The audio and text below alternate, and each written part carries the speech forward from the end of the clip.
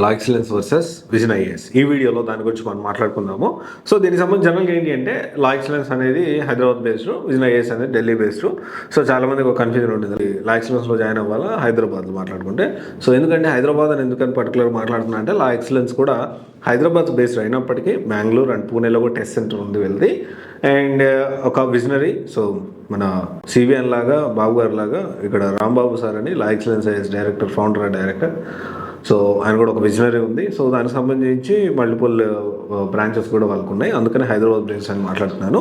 వేరే vision IAS చూసుకుంటే ఇది ఢిల్లీ బేస్డ్. సో ఢిల్లీలో it is very famous for current అఫైర్స్కి సంబంధించి PT365 అనే కరెంట్ అఫైర్స్ సంబంధించిన చాలా బాగా ఫేమస్. దాంతోపాటు విజన్ ఐఏఎస్ టెస్ట్ సిరీస్ కూడా చాలా ఫేమస్ జనరల్గా.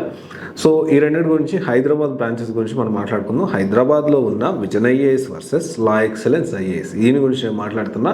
This is completely general observation which is observed. And also మనకి దీనికి సంబంధించి సివైసి అనేది లాంగ్ 5 years నుంచి కూడా వర్కింగ్ ఆన్ ద సేమ్.